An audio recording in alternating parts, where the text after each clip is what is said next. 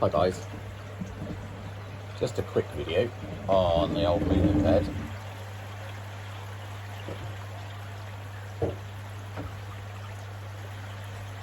I've decided, as well as it's doing, there's room for a lot more media in there. So, as I've got some, and I'm probably going to order some more, I'm just going to stick another 10 litres in for now. See how we go.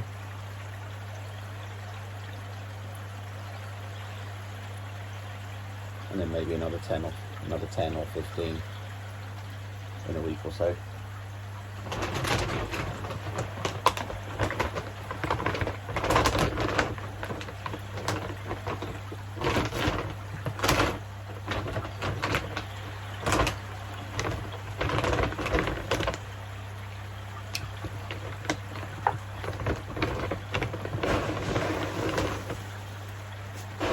It's nice and clean. Doesn't look like we're having any of the swarf issues that plagued them so many times before. Awesome. So, 5 of these.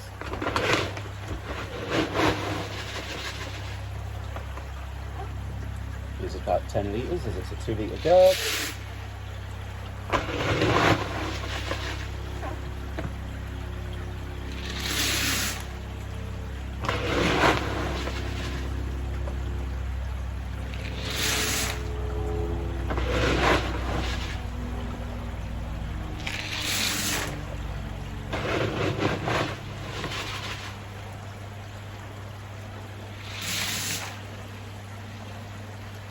About the 10. I bet you're all hoping I drop that sack on the floor then, weren't you?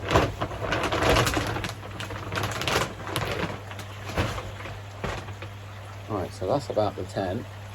I think we'll drop some more of my balls in there.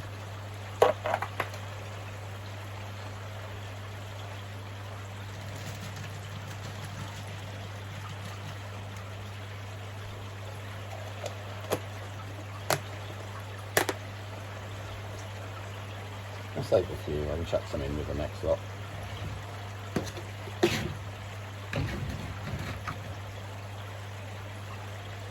So I'll spin you around, show you what it's like now. So that's the additional 10. Oh, that's a bit rubbish. Let's put you on the proper camera. Right, as I was saying, that's the additional 10. Now, the beauty of my filter is I have this water dropping in. So as the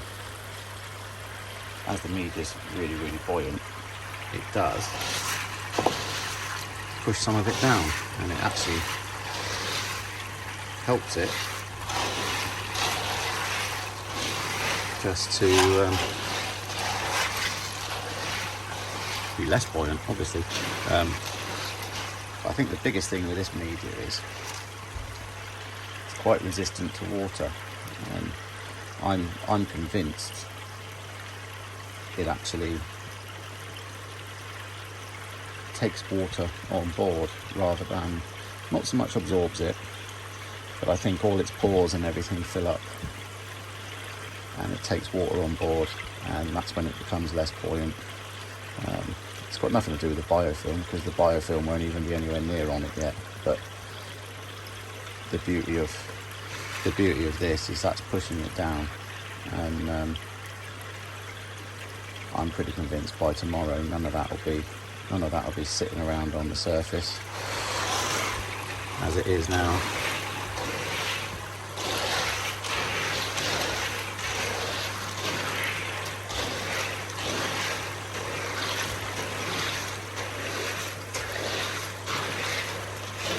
So still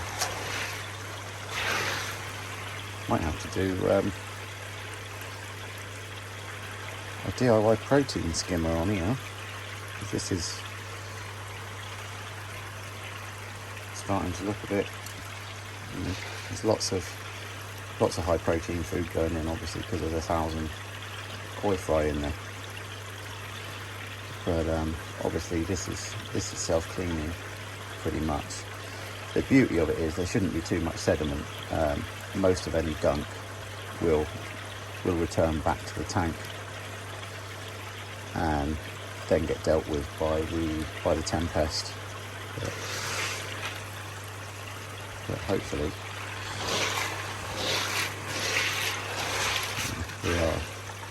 we're making progress. And, considering there was only actually about 40 litres of media in there, it's actually done admirably well. Nicely, has matured nicely. You can see the difference in colour. Some of it is actually, properly browning off now with biocell.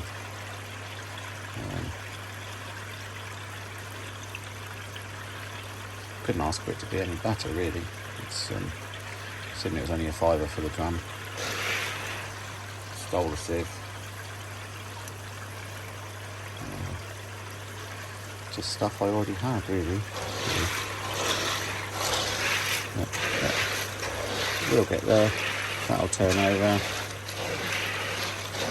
The old balls will be bobbing around in there quite happily. Which does help if I keep it in the drum, it's not chucking it all over the floor. There we go. We'll see what that's like in a day or two. See, it does slowly turn it over, even though it's fairly buoyant. So I can always whack a bit more air through there. But yeah, I'm quite happy with that. That'll turn over quite nicely. Get rid of those dead spots.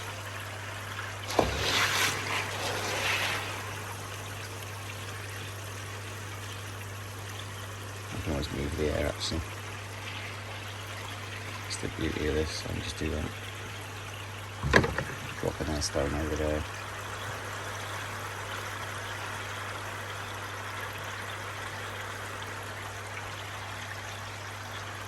Just move the dead spot somewhere else. But that's pretty good. And the old water pushes it down, see?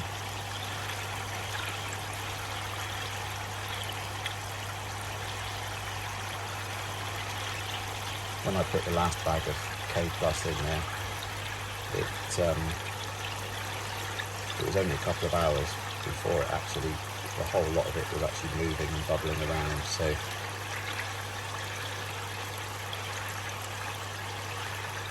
I'm pretty convinced that'll do the same. If not, it won't take much longer. I wouldn't have thought.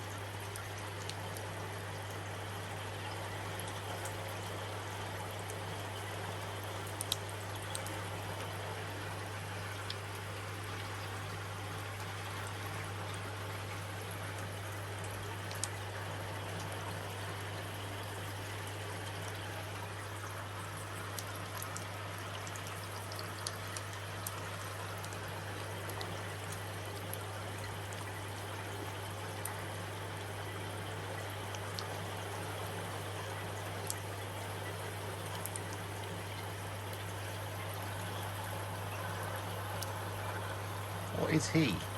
Anybody knows? Tell me in the comments. This one.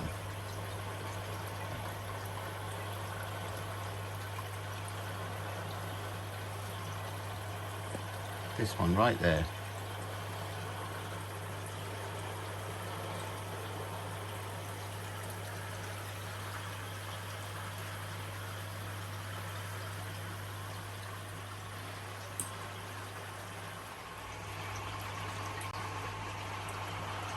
So,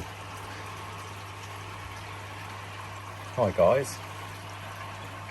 So, a while ago, excuse the flickering on the lights, it's a pain in the bum to get a good shot of these. A while ago, I posted some videos on some fish that I bought off of eBay. And we literally bought 4 koi, and 10 goldfish,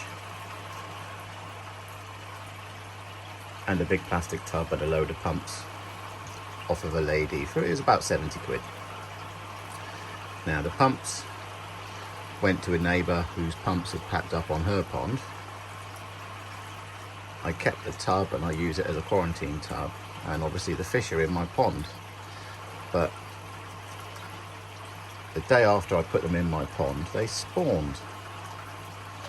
We didn't pull out many of the eggs. We probably only pulled out a dozen or so that were stuck to the housing of the pump that was in there at the time. So we took the housing off and just chucked it in the pond, in the other pond that the New Forest babies are in at the moment. Now, thought nothing of it, and when one day I was draining that pond to put some fresh water in it for the New Forest babies, and discovered these 3. At that time they were only about 2.5 inches. Now the biggest one in there is about 5 inches. But in terms of timelines, these are exactly the same age, pretty much, as the New Forest babies.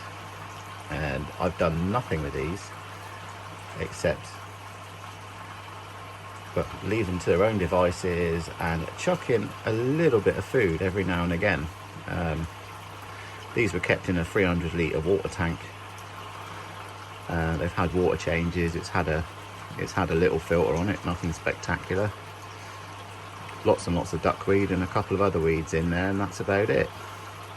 And this is what they've become. So, not too bad considering. So these are the spawnings of a ghost koi and a Hyatzuri. So I don't think that's bad. Out of about a dozen eggs, 3 fish that are actually growing really, really well. Nothing fancy. The markings on the yellow one are quite interesting. The other 2 are a bit boring, but you know, considering it was just to chuck the eggs in the pond and see what happens, we'll take that as a win. Anyway, I just thought I'd show you these before I put them in with the kids' goldfish to grow for overwintering.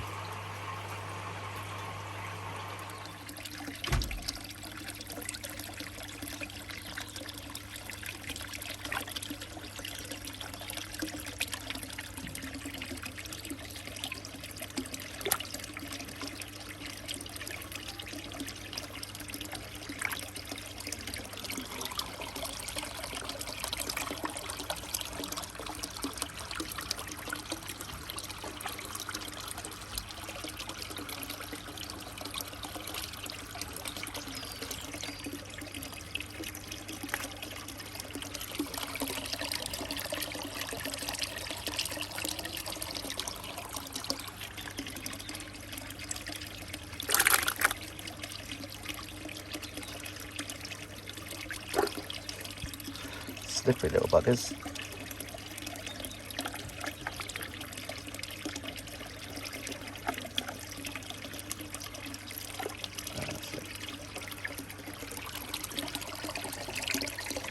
There we go. Not a bad looking little fish.